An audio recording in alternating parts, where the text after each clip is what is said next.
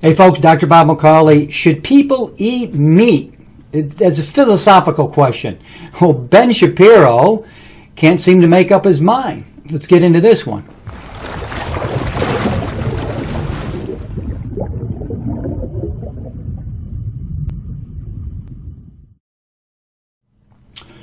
Okay, Ben Shapiro, fast-talking conservative talk show host. He does a podcast every day. I really don't listen to it that often, but this came to my attention. Somebody asked him, he answers the questions once a week, somebody asked him, should you eat meat? Is it moral to eat meat? And to be honest with you, I don't think Ben Shapiro really has an answer. Let's check it out. John says, hey Ben, I've been a conservative since I was young, but one area I think we always got wrong is animal rights. In no way do I think animal life is as valued as human life, but I don't think that justifies us mass killing them for food. The more I look into the issue, the more sure I am just like with conservatism. What are your thoughts? So I have to acknowledge that this is an area where I feel like I need more study with regard to animal rights. I am of divided mind on it. The divided mind is partially selfish because hamburgers taste phenomenal, but there's also, obviously, animal rights issues with regard to how much can animals comprehend. Obviously, animals are not human beings, but to treat them as though they are rocks or plants is also not perfectly appropriate, which is why pretty much everybody believes that animal cruelty is wrong, right? If we thought they were plants or rocks, then we wouldn't care about animal cruelty. It's something that I'm struggling with myself, John, so I don't want to give you a clear answer when I don't feel like I have one. So the first part of the answer here, just to interrupt for a second, he's talking about animal cruelty. Everybody knows you cannot be cruel to animals, and if you keep this kind of stuff up, you're going to get yourself arrested for animal cruelty. I mean, we have laws against this now. Now, I don't know how many people ever been to a slaughterhouse. There's plenty of video out there on YouTube all over the place about slaughterhouses, so go take a look. You'll see what goes on there. And I will just say, slaughterhouses have made more vegetarians out of people than anything in human history, because once you've worked in a place like that, you're thinking to yourself, I don't think I can go back and keep eating meat. So we know about animal cruelty, yet slaughterhouses are pretty cruel places. So that's the first thing. And he says, well, animals are not humans. Absolutely. I mean, I'll make the point myself. I've been a vegetarian now, so I haven't eaten any animal meat. We're going on like 37 years now. So now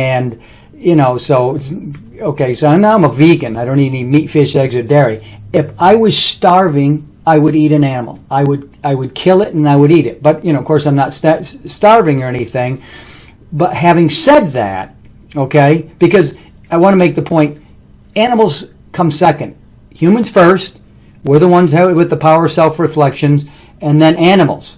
Okay, and you can't torture an animal, or if you're mean to an animal, you start kicking an animal.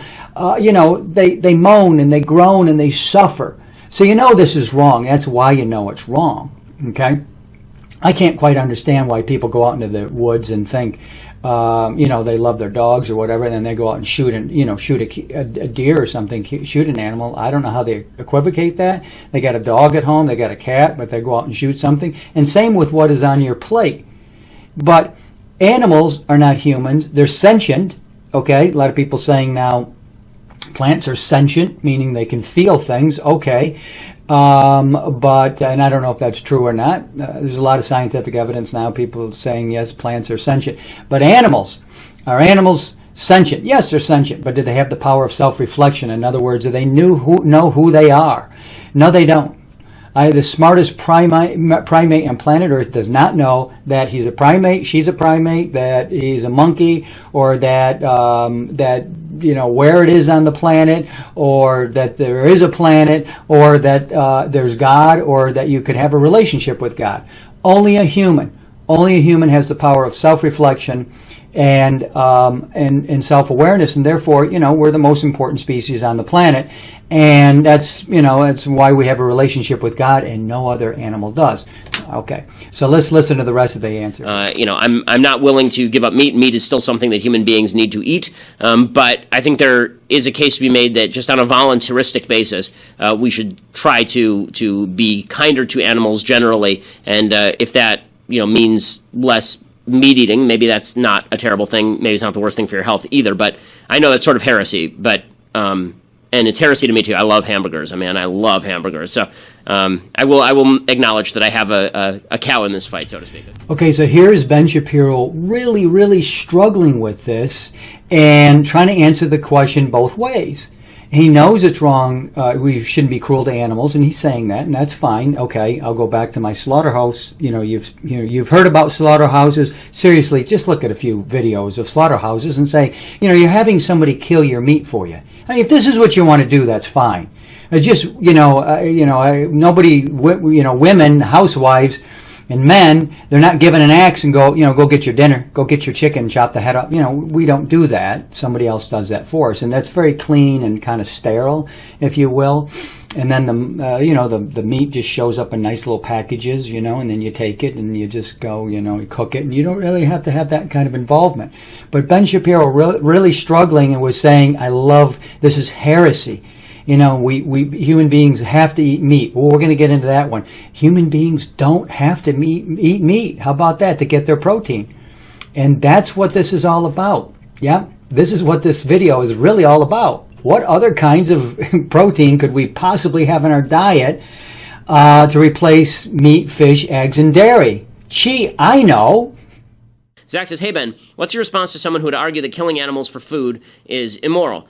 I don't believe that killing animals for food is immoral, because I think that human beings have a right to survive, and I think that human beings need animal protein in order to survive as a general matter. Now, I have to admit that this is one area where I myself argue, because I don't like to see animals mistreated. I am not in favor of animal cruelty. Some of the farming techniques that are used, while it's great in terms of preserving humans, and preserving human life is more important than preserving an animal life, some of the farming techniques that I've seen are disturbing to me. I don't think that killing animals for food is immoral. That said, if there's an alternative source of protein that's available, I don't think that that's the worst thing in the world, and I'm sort of divided on it, to be honest with you. It's one of those issues where I sort of go back and forth, because I also enjoy eating meat. Well, human beings don't need to eat animals to survive. They can get their protein from other sources.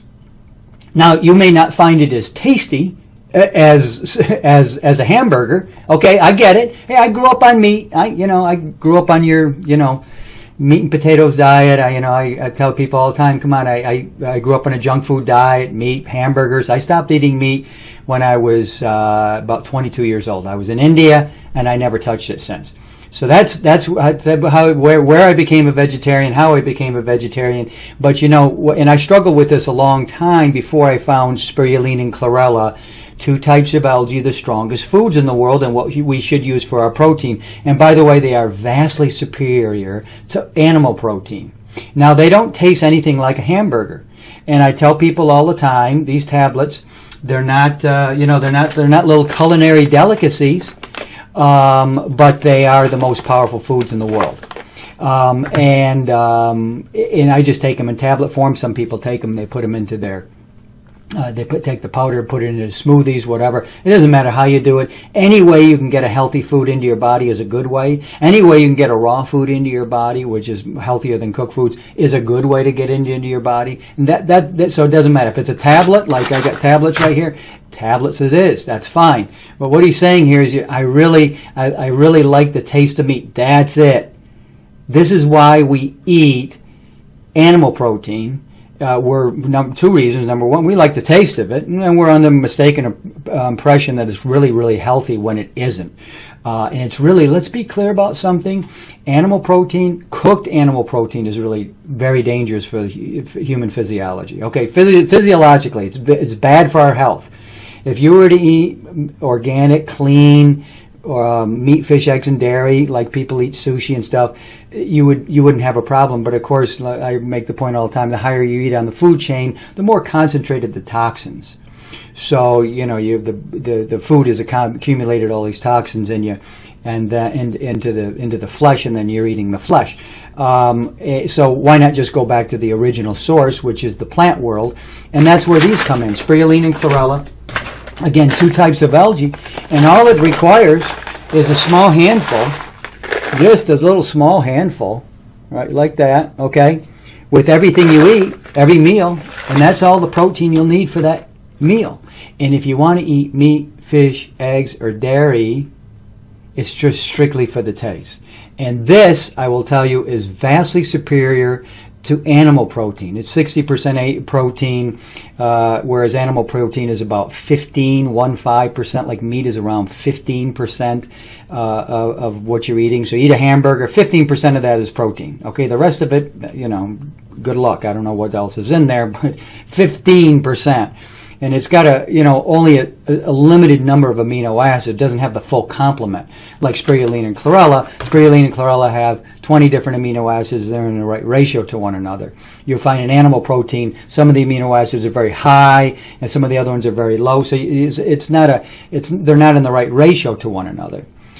So at any rate, my whole point here is not to beat up on somebody who says, I'm going to eat meat. They got this PETA group, people eating, tasting animals, and that's to go against the other PETA group. I mean, okay, you are eating tasty animals. The truth of the matter is, of course, meat has very little taste to it. You got to season it in there, so it's not the tastiest stuff in the world.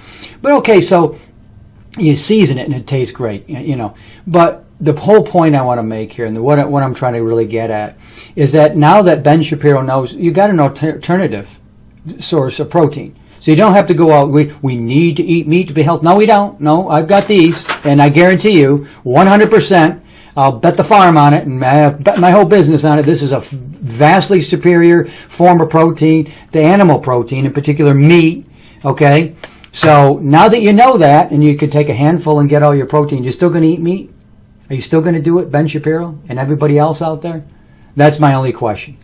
So I really appreciate his honesty there in answering that and saying, well, I don't know. I'm not really quite sure what that's not, but I like the taste of meat, and that's why people eat the foods that they eat. They like the taste of them, and I say, why do we eat cooked foods? We like the taste of the cooked foods, and we're under the mistaken impression that they're healthy for us when they're not. That's just, conditioning or brainwashing. We all grow up this way.